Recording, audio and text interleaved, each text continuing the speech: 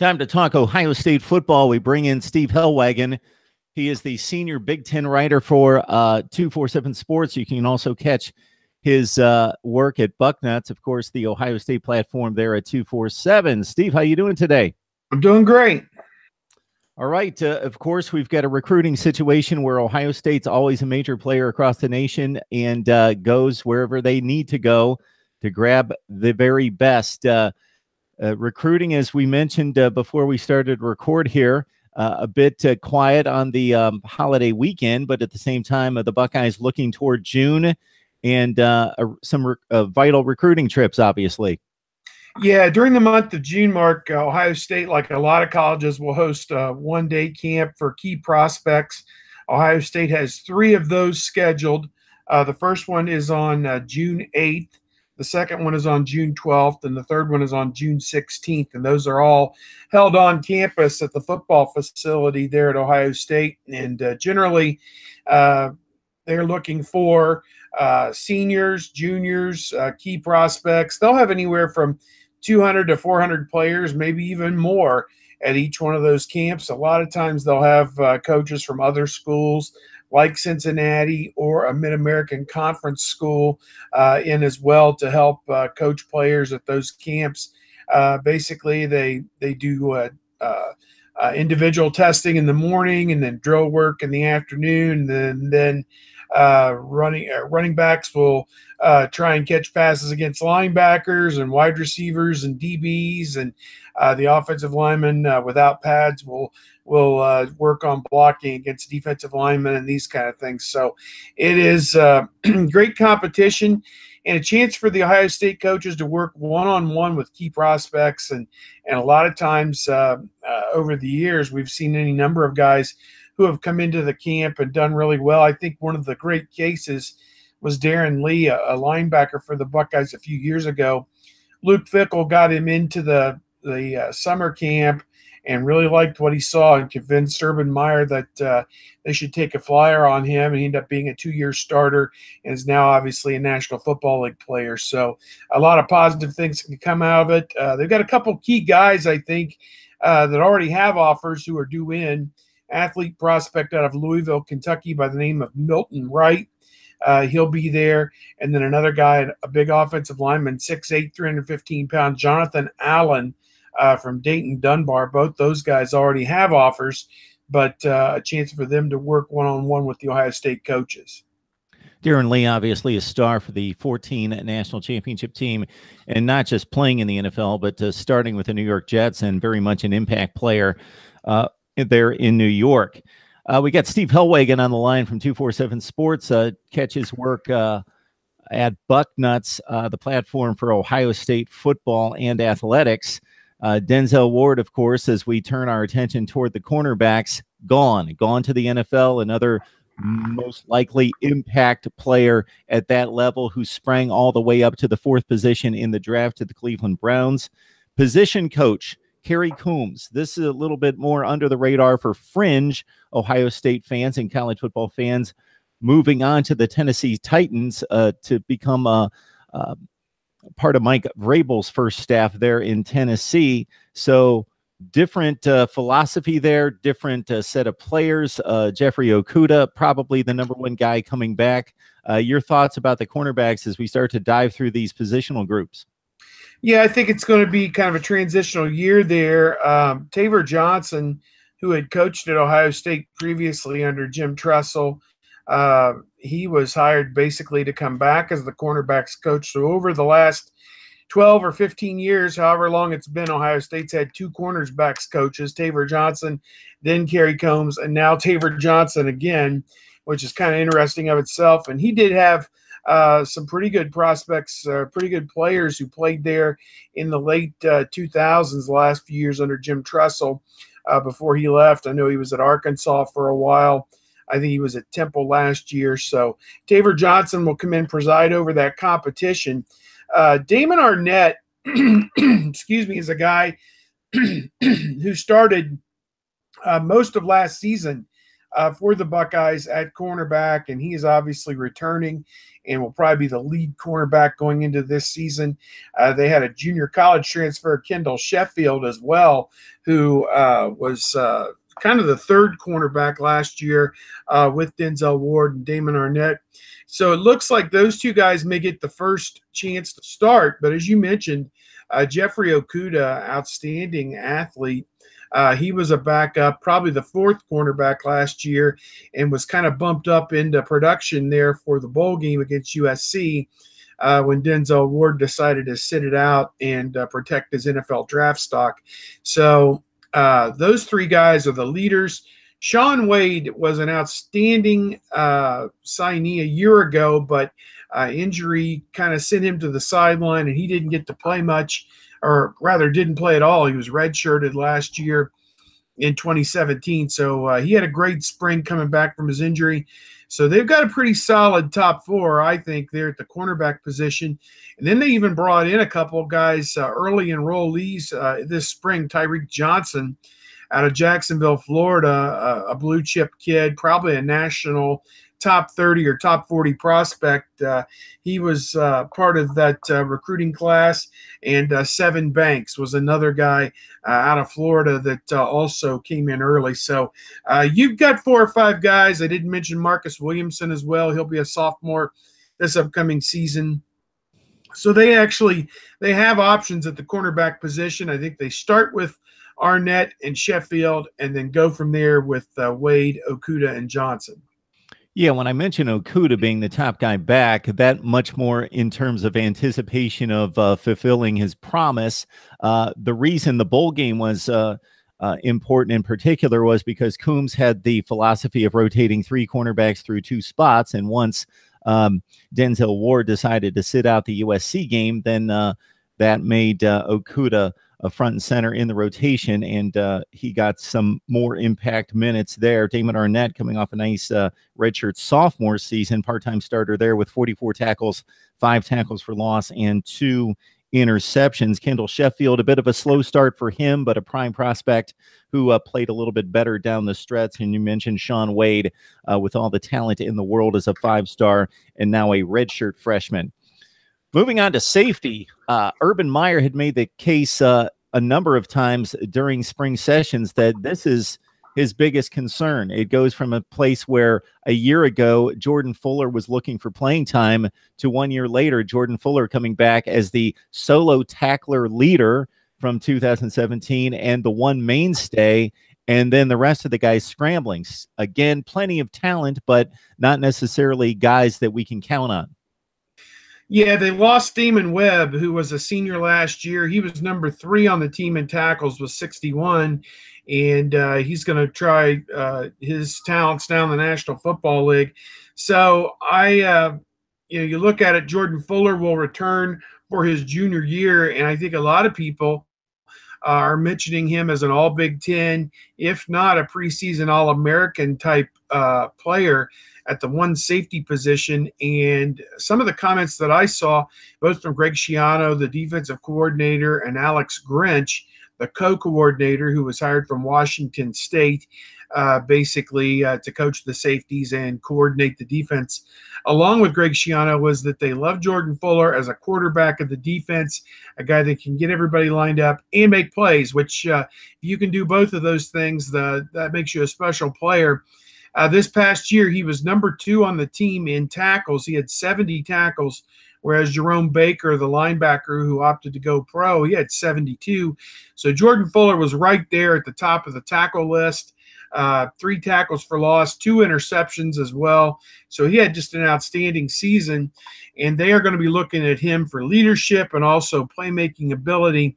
The other safety spot, they had competition during the spring. It was wide open. I do not believe they have a firm number 1 guy at the other safety position just yet. I think Isaiah Pryor, very talented player. He is going into his sophomore year. You've also got Jason Wint, a sophomore who's in that race. Brendan White, who's kind of moved back and forth between wide receiver and safety. Of course, many people remember his dad, William White, played for the Buckeyes in the late 80s as well, and went on to a long NFL career, played a long time with the Detroit Lions as well. And another guy, Amir Reep, who was an outstanding special teams player for the Buckeyes last year, made a lot of tackles on special teams. You got those four guys when you're talking about Reep, White, Jason Went, and Isaiah Pryor. Those four guys are all battling. Then you have a blue chipper coming in, Josh Proctor, out of Oklahoma. He's coming in this summer and will try and mix things up as well. Also, Marcus Hooker, the younger brother of Malik Hooker, who was an All-American for the Buckeyes in 2016. He's also going to be enrolling this summer. So you got 5 or 6 names there. My guess is between Grinch and Schiano, they're going to find somebody that can man that other safety position. And if it has to be a committee of guys who rotate in there alongside Jordan Fuller, I don't think it's going to end up being as big of an issue as perhaps Coach Meyer is concerned about, other than the fact youth, inexperience. You're talking about putting a sophomore in there, not a junior or a senior who's been around football a long time. Yeah, the freshman Proctor comes in as the 7th rated safety, according to 247, an outfit that you might be familiar with, Steve. Yeah, I'm with them.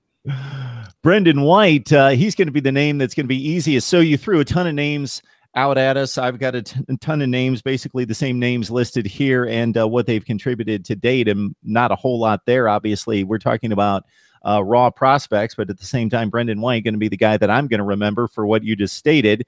Old number 35, his dad for the Buckeyes back in the day, roaming around at safety. And then, yeah, he was with the Lions for quite a long time. Got Steve Hellwagon on the line from 247 Sports, catches work at Bucknuts, talking Ohio State athletics throughout the year. Of course, football front and center here. Mark Rogers TV, the voice of college football. Please subscribe with our content analysis and breakdowns across the board in college football. All right, the kicking I would consider, Steve, to be stable, steady, not spectacular, especially from distance.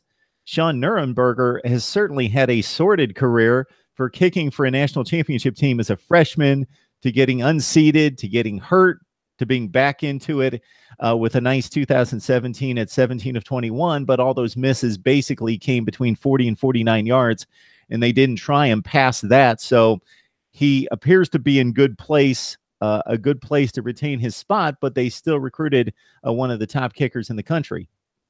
Yeah, they actually they've got a couple of guys there that will continue to compete. I don't think it's set in stone that it's Sean Nurenberger's job, although he is the incumbent. And as you said, he has kicked. He was the starter in 2014, the starter last year, and goes into 2018 right now with the inside track to be the starter, because you know what would basically change between he and Blake Hobble. He won the job last year. You would think maybe it'll be the same. Nurenberger, as you mentioned, 17 of 21, which is a pretty good percentage, 81% on his field goals, but his longest one was 44 yards. He had 2 kicks blocked.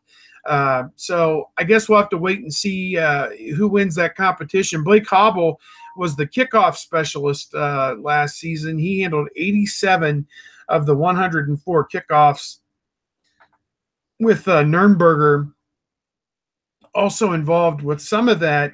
They had an issue last year kicking the ball out of bounds at times. Obviously don't want to do that and give teams the extra yardage on the kickoffs, but I guess we'll see what the kickoff rules and everything kind of shake out this year. But I look at it that it's Nurenberger's job, at least on field goals, to lose. To my knowledge, I believe he is perfect in his career on extra point kicks. And again, you know, in college football, they line the ball up at the 3-yard line. It's basically a formality to make the extra points, but Nurenberger does have that record to his credit.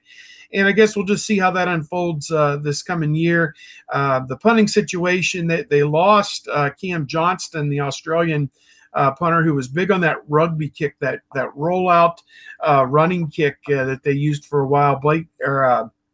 Drew Krisman came in last year as a freshman and did an outstanding job. I want to say, I have his statistics here. He averaged just over 44 yards per punt, which is a pretty good average.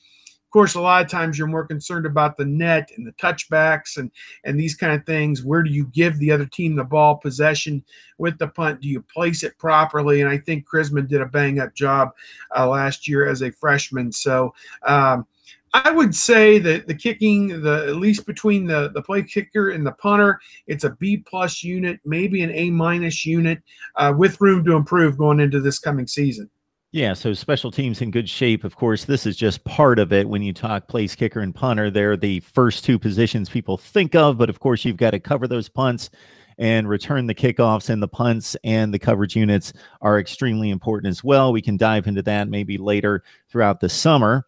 Yeah, we got Steve Hellwagon on the line from 247 Sports talking Ohio State football. Not much chat on the line. I can pretty much explain that. That's pretty easy. Most people at work right now, Steve, we get tons of Ohio State comments and questions. So what I'm going to probably need to do here is I'm going to have to gather those up and make a kind of a mailbag section and throw them at you all at once, because we were talking other teams last night, Steve, and I was getting probably a third of the comments about Ohio State while we were talking about other teams. So I'll gather those up for the next time and give you some of the best comments and questions we receive as we break down Buckeyes football. All right, Steve, unfortunately here in the last few weeks, and I don't think we had a chance to get together since, so it's been a little while, but at the same time wanted to I would be remiss in not mentioning the passing of Earle Bruce and his fine tenure with Ohio State, that not only dates to the years that he was the head coach on the sideline, but on Woody Hayes' staff prior to that, of course, replacing Woody Hayes in 1979, and then really stayed attached to the program throughout his retirement. And just your thoughts as a longtime guy who's rooted for and covered this team as closely as anyone, your thoughts about Earle Bruce. Yeah, Mark, Earle Bruce was the head coach at Ohio State when I enrolled there in 1986. He was the coach for my first 2 years that I was on campus. And obviously his stay at Ohio State as the head coach lasted 9 years, but basically he was a lifelong Ohio State Buckeye. And that's interesting because he is a native of Maryland and was recruited to Ohio State, I want to say by Wes Fessler, who preceded Woody Hayes. Earle Bruce got injured in his freshman year at Ohio State and was not able to play as an upperclassman, but Woody Hayes took over as the head coach and saw that Earle had this innate ability, I guess, to help the staff and help. He served basically as a student coach his last several years. Eventually returned to Ohio State as an assistant coach in 1968 when Ohio State won the national championship on what is regarded as one of the great coaching staffs in the history of college football. Talking about Lou Holtz was an assistant at Ohio State for 1 year in 1968 when they won the national championship. Bill Mallory, I know that there are some reports coming out now that Bill Mallory, the former Indiana head coach, may be in ill health as well. And, his situation could be looking pretty dire for him. But obviously just a great football coach, both as assistant and as a head coach, a lot of the places that he was at. He was on that staff, George Chomp, Esko Sarkinen, so many guys that went on from Ohio State and did big things on their own. In terms of Earle, he came from Iowa State to Ohio State in 1979. People will remember December of 78 was the Gator Bowl where Woody Hayes punched the Clemson player and was fired from the job, basically, from Ohio State, said, "I'm not going to resign. You're going to have to fire me." And they did, and conducted a search that winter. And Earle Bruce was brought in, and it was kind of met with some skepticism. I think at the time he'd done pretty well at Iowa State, but people were looking for Lou Holtz, who had really kind of put Arkansas on the map at that point, to be the guy that followed Woody Hayes. But they ended up with Earle Bruce, and he did fine at Ohio State. He won 5 of his 9 games against the University of Michigan, which obviously that rivalry he is a guy that added a lot of seasoning to that rivalry over the years, both as the coach and with comments he made in years after that, that if there's one game you're going to win, you got to win that game. And if you're the head coach at Ohio State and you can win that game, you can walk down the sidewalk of High Street and Broad Street in Columbus, Ohio, and hold your head up high. But if you lose that game, you better be walking in the back alleys because nobody wants to see your face. So that was kind of a unique way to put it. But Earle's first team in 1979 was one of the best in school history. They won their first 11 games. Arch Leister is the quarterback. They went to the Rose Bowl, though, and they ran into the Heisman Trophy winner, Charles White, and also Anthony Munoz, a guy that people in Ohio here know all about now. Was an All-American at USC and then played Hall of Fame career with the Cincinnati Bengals. And USC denied Ohio State the national championship that year. That was probably the best team Earle Bruce had. He got back to the Rose Bowl in 1984, but again, they lost to USC. That team had a couple of great freshmen, Chris Carter, Chris Spielman played on that team and did outstanding in that Rose Bowl. They lost to USC.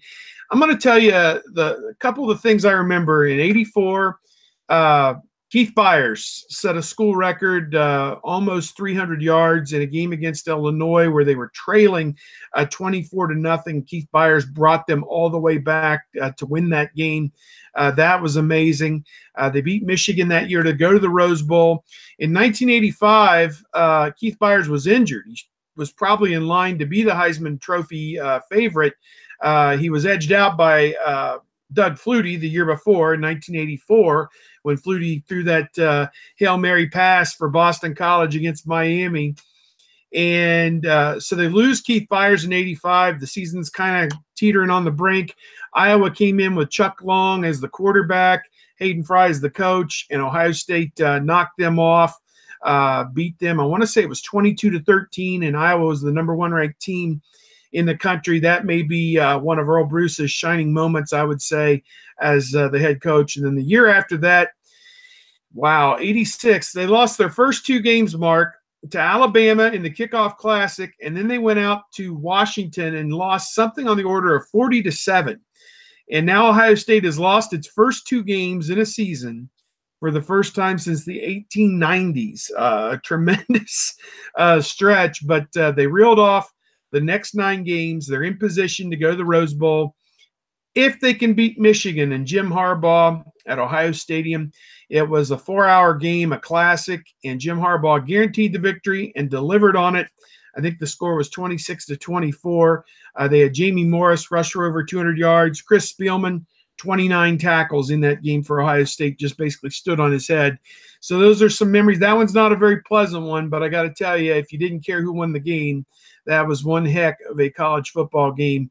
That was the first time I ever saw an Ohio State-Michigan game in person, and it was a pretty good one to start out with, although the result wasn't good. He kind of fell out of favor after that. Chris Carter was ineligible in 87 for taking extra benefits. The team was ranked in the top 5 to start the season, but gradually just kind of went downhill, lost a couple home games, lost at home to Indiana 31-10, and Earle himself labeled that the darkest day in Ohio State football history, which kind of says it all, but kind of fell out of favor with the administration, the boosters, and was fired after they lost at home to Iowa.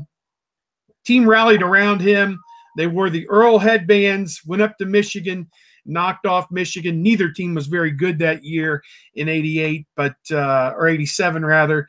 But that's how Earle went out in a blaze of glory, winning his last game at Ohio State. Then obviously he was, I think, coach at Northern Iowa for 1 year and then on to Colorado State for 6 or 7 years, ended up in the College Football Hall of Fame. And after that, retired basically to Columbus and spent his last 20 years on the radio here in Columbus on 610 WTVN and AM, probably the top AM station in the market, providing analysis of Ohio State football, and never gave up his love for Ohio State despite what happened to him, and was always a Buckeye through and through. And, it's going to be weird going to the games. His seat in the press box was right down from mine, and we would sit there and we would talk and tell stories. And I think a year or two ago they were playing Tulsa, and there was a rain delay, so we were just sitting there, filling time for an hour while the rain was coming down, and a lot of the former players were sitting up there with us and reminiscing. And it is going to be truly different to be there this year and not have Earle, who is one of Urban Meyer's biggest influences and mentors. And think about this. In the last 15 or 16 years in college football, who have won national championships? Nick Saban, who coached for Earle Bruce, Pete Carroll, coached for Earle Bruce, Jim Tressel had the one, plus his others at Division I AA, and Urban Meyer has won 3 as well. So I want to say something on the order of 12 of the last 15 or 16 national championships have been at the 1A level, the FBS level, have been won by coaches who spent at least a year or more with Earle Bruce. So that'll tell you a little bit about his impact on college football and his coaching tree, and kind of the legacy he's left behind. Even for ardent Ohio State fans, what you brought up there right at the end, even putting that into perspective in terms of his influence and impact, I don't think anyone, very few people have put together in that manner to really put into context the influence that he had on the next generation of coaches and their legacy moving forward. Yeah, I have so many memories as well, a little bit more of a distance than you, especially in the more recent years, being about 2.5 or 3 hours away from Columbus during my years growing up. But yeah, that Iowa game, I believe it was pouring down rain, and the defense, as you mentioned, played a great game, blocked punt, and Chuck Long was the Heisman favorite, finished second that year, and they really put the clamps on him.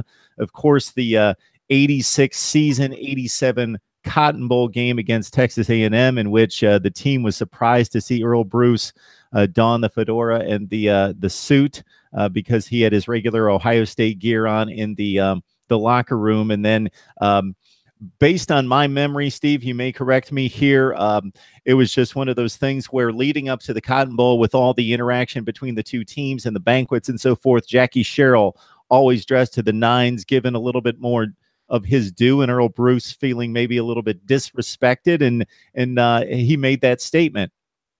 That's true. I think you make a very good point that, I think, for lack of a better term, Earle was a little bit portly, and I think that that was one thing that people held against him, was his appearance, that, he didn't look like, they'd had Woody Hayes, and obviously, his look changed as he grew older over the years, obviously. But I think that that he wanted to project an image that he is a straightforward, clean-cut, just a classy guy, and I think that was what people will remember. You're right, that Michigan game, there's a famous photo of him being hoisted up on the shoulders. There's pictures of him in the locker room after that game, and everybody's emotional with his last game. John Cooper came in after him, and I don't know that they were really close for a while, but by 96, Coach Cooper invited Earle Bruce to come back and speak to the team at the senior tackle. And this was kind of an interesting thing. The senior tackle was something that they did on the Friday before the Michigan game. If they were going to go to Michigan, they would, at the end of practice, all the seniors would hit the dummy one last time, and then they would travel to Michigan and play the game. If it was at home, a lot of times they did it at Ohio Stadium and invited fans to come in. And in 1996, Ohio State was undefeated and playing to get in the national championship hunt. This was before the BCS, so they were still going to go to the Rose Bowl, and they did go to the Rose Bowl. But they were hopeful, finishing number 1 that season had they won out. And he brought in Earle Bruce, and he spoke to the team and talked about how you got to give Michigan respect, but they put their pants on one leg at a time, just like you do, and very emphatic about what he said. Well, come to find out that Michigan had come down to Columbus early, and their players were sitting in the hotel outside campus watching all of this transpire on television, and they weren't having a very good year. In fact, I think they lost to Purdue the week before to fall out of the Rose Bowl race. They couldn't go. They couldn't do anything, but they could spoil Ohio State's undefeated season. And they were pumped up, and that's exactly what they did the next day, 13-9. They upset John Cooper's team. And, I think, as we said in recent years, Earle was kind of the elder statesman of Ohio State football, Buckeye through and through. And you always had an opinion about something. As I say, we would sit up there in the press box, and sometimes it would veer off into politics or college athletics or football or anything else. So Ohio State was getting ready to play USC, and Pete Carroll, who had actually coached for Earle on one of his staffs there in the 80s at Ohio State, he always had that fun and freewheeling way about him.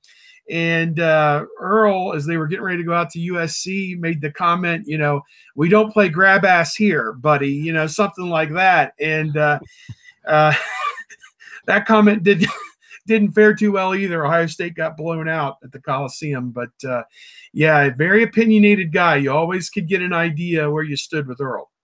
And to look at that 9-year tenure that he had at Ohio State, it was very solid, very strong. He sometimes gets a knock and at the time it was 9-3 Earle, 9-3 Earle, because he had 6 consecutive, I believe was the number, 9-3 seasons. The only thing that broke that was playing an extra game in the one season that you mentioned of 86, where they actually went 10-3. 10-3 Earle. But a lot of ups and downs in his time. I think one of the things that they don't get credit for is the out-of-conference opponents that they played. In that first year in 79, they went out and played UCLA in the Coliseum, and they trailed in that game. Arch Schleister led a big comeback. As the years unfolded, they played Florida State as Bobby Bowden was building that program in the early 80s. They weren't quite Florida State just yet, but Florida State came up to Ohio State 2 years in a row and beat the Buckeyes. Stanford with John Elway, they played them. It wasn't a case back then where you only played one Power 5 or Power 6, however many power conferences. There were probably more because of the Southwest Conference was still in existence then as well. But it wasn't a case where you just played one of those. A lot of years you played 2, and sometimes you even played 3 major conference opponents before you got into Big Ten play. So different time in college football, and you were going to lose a game here and there. Yeah, you mentioned Washington, you mentioned Alabama. They played a home and home with Colorado during that time. LSU was in there. LSU, one of the famous stories at LSU in '87 is last year they went down there and he saw the itinerary from CBS or whoever had put together the timing, and it said Ohio State entrance, and then it said cheer or something, and they wanted to have some big thing before they brought LSU out as the second team. Well, that kind of runs counter to what you see most places. The home team typically is going to come out first to have that roar. That way the visiting team doesn't have to be on the field when that old theatrics and everything go off. So Earle held his ground, and the game officials were there like, no, you got to go. And he's like, no, I don't. No, I don't. I'm going to stay right here until they come out. So time kind of stood still there in Baton Rouge for a couple of minutes. Yeah, that'll tell you Earle Bruce, man. If he gets set in his ways, he wasn't going to deviate for somebody.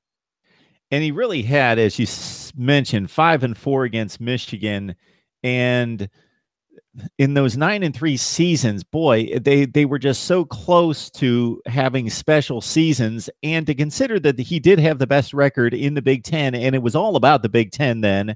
It was all about getting to the Rose Bowl, winning the Big Ten. Now, unfortunately, he had a few teams that tied for Big Ten championships but didn't go to the Rose Bowl. He had that 1980 team that after the Big 79 finished, started the season out as the consensus #1 and tripped up against UCLA and really had a disappointing season. But those 81-82 teams stumbled out of the block with early losses, but they rallied. They went up to Ann Arbor in 81 and pulled off a big upset with Arch Schleicher scoring late. 82. Quirk in the scheduling, if you remember this, Steve, Ohio State beat Michigan. in wet conditions in Columbus, 24-14. They go 7-1 that year, but Michigan played an extra game and went 8-1 that allowed them to go to the Rose Bowl, even though the Buckeyes won head-to-head, and they both only lost one game in conference. So some unusual circumstances there. Yeah, no question about it. It was a different time, I think, in college athletics in the Big Ten. And some schools did play 9 conference games some years, and others only played 8. I can't explain it. I have no idea why they did it, other than for scheduling reasons, perhaps.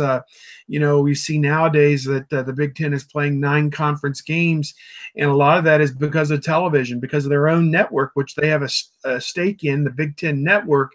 It gives the Big Ten Network a stronger inventory of games today to have more conference games on the schedule. And in basketball, they're going to 20. They've never played 20 conference games in Big Ten basketball. 18 has always been the high watermark, but because they own their own television outlet, they want to give that outlet the best inventory they can, and that's more conference games against one another and keeping that revenue in-house. So I can't explain why some teams played 9 games and some played 8 in the 1980s. That's one that's going to mystify people forever, and as you said, did create more controversy for a league than in the 70s with votes and different things by the athletic directors was rife with controversy. It continued on, and of course now we have the tiebreakers in place in the championship game. And, when you look at Urban Meyer and you think about this, I'll just throw this in there. If you want to compare his records at Ohio State to what any of his predecessors did, I think that there are 2 factors. One, he's playing 9 Big Ten games, has to win his division to get to a championship game, then has to win the championship game. That's not something Jim Tressel ever had to do. In fact, Tressel had a number of years where he shared a championship, and of course the same with Cooper and Earle and Woody and on down. So it's going to be kind of an apples and oranges comparison going forward. There's only one Big Ten champion in a given year going forward, whereas when those guys were coaching, there could be as many as 3 in a given year. So that's a great point, Steve. So if you would take every Urban Meyer year, even 2012, they were on probation, but not his issue there, and they win every game. He at least ties for the Big Ten championship every year because he's never lost more than 1 conference game. Right. So he would have tied for all of them or won outright. They've won the division every year, even though they were not eligible to go to the championship the first year because of the NCAA sanctions. They have technically finished at the top of the standings within the division, either alone or tied with Penn State or Michigan State, and gotten aced out to go to the championship game because of a head-to-head loss. But otherwise, they've been right. They've won 6 straight division championships. Yeah, so based on the way it used to be counted as a shared championship, counted as a championship for the school, Urban Meyer would have 7 Big Ten championships, or 6 if you left out the probation year. Yeah, he'd be right there. That's not bad. And the one last thing I'll say about Earle's legacy in regards to wins and losses and championships is that he did win the Big Ten, or at least tied in 79, 81, 84, 86. Yep. And for a program that really stumbled in bowl play at the end of Woody's tenure, and then definitely under Cooper at 3 and 8. Earle Bruce won the bowl games, a nice Fiesta Bowl win against Pitt in 83 dramatically, and I believe 5 and 3 in bowl games. So he succeeded in postseason play as well. Definitely. They beat Texas A&M, as you referenced, in that Cotton Bowl. Had a tough loss to Penn State in one of the early Fiesta Bowls. It was probably one of the games that helped put the Fiesta Bowl really on the map. They matched up. Ohio State and Penn State were lucky to get them together when Penn State was still an independent around 80 or 81, I believe. And Ohio State had a lead at halftime, something like 17-10, but Penn State rallied with a big second half. Kurt Warner, Todd Blackledge, I think, were the guys on that team, and they beat the Buckeyes. Joe Paterno against Earle Bruce. I believe the only time that they would have squared off against one another as head coaches at Ohio State and Penn State. But yeah, a lot of great memories. They went down and won a Citrus Bowl one of the years. and just up and down the line, just a lot of great memories for his 9 years. Of course, it came at a formative time for myself, my teenage years into my college years, and you always remember the things that you experience and you see in person, obviously, and those were some of my most vivid memories. I can remember stuff about that much easier, Mark, than I can remember what happened this past year with Ohio State. So, yeah, Absolutely. it's kind of the way There's it is, I Steve. guess. Absolutely there. I'm right there with you. If somebody needs a score from the 80s, I got it right here. But last season, I might have to look that I'll up. look it up. Yep. Before we let you go, Steve, there are some folks in the chat that are just kind of generally excited about this TCU game coming up this fall. Of course, we don't have personnel breakdowns at this point. We'll deal with that in the coming months, but an interesting matchup for the Buckeyes this year. I think it is. It's a quote unquote neutral site game being played at AT&T Stadium, but that's only about a half hour from the TCU campus. In fact, I MapQuested it. I think it's 21 or 22 miles from AT&T Stadium into Fort Worth, where TCU is. And Ohio State's been down there twice, had two very good memories here in recent years, beating Oregon for the national championship, and then coming back this past year and thumping on USC there in the Cotton Bowl as well. And Mark, what was interesting to me, I was talking to somebody about that game just recently, was it was a legitimate sellout. You had Ohio State and USC both coming from over 1,000 miles away for what was essentially a meaningless exhibition. It was so meaningless that Denzel Ward, the All-American for the Buckeyes, didn't even play.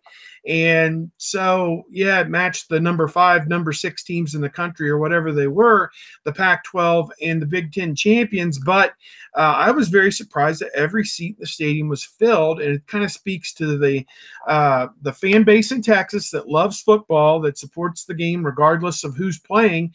Plus, the way I was very surprised the way the USC people traveled in from Los Angeles for that game, and the Ohio State people traveling in from Columbus, and I assume a lot of Ohio State people will travel in.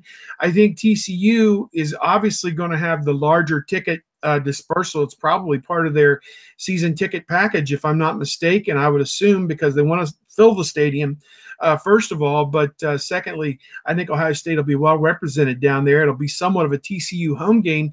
TCU, great defensive team under Gary Patterson, and I think that is something Ohio State has to take into account, that TCU probably the best defensive team in a conference that's not obviously known for its defense, the Big 12, where everybody, if you're not scoring 45 points, you're not trying type thing. But I think Ohio State, with Dwayne Haskins at quarterback and the two 1,000-yard rushers, Dobbins and Weber in the backfield, and the wide receivers that they have, Paris Campbell and the rest, should be able to put some points on the board. Ohio State kind of goes into that on an incline. They start with Oregon State, was 1-11. Then they play Rutgers in an early Big Ten game, both those games at Ohio Stadium, before going on the road, so they can work out the kinks the first 2 weeks and have their best football ready to go, have Dwayne Haskins ready to go at quarterback, and go down there and take their chances against a respectable TCU team. We're seeing them ranked anywhere from 15th to 20th in a lot of the preseason polls, and it's going to be a fun game. Two schools that haven't played in a long time, going to hook it up. And TCU's been one of the best programs in college football since Patterson got there. It would mean a lot if the Buckeyes can go on the road, per se, and win that game. In addition to that defense, they bring a lot of players in space that can do a lot of game-changing things. If you caught the Alamo Bowl against Stanford, they trailed 21-3, and they were just too quick and too fast for Stanford. Yeah. Just a different style of game, and just have a lot of quick guys with explosive speed. That'll be an interesting matchup on the outside between all those athletes going at it. I think that win in the bowl game puts this game with Ohio State in an entirely different light, because had they lost to Stanford, I think you would have a hard time selling even the Ohio State players on this is a legitimate team. But when they beat Stanford, a rugged team that is, in some regards similar to maybe what Ohio State would be, a respectable opponent, no question about it.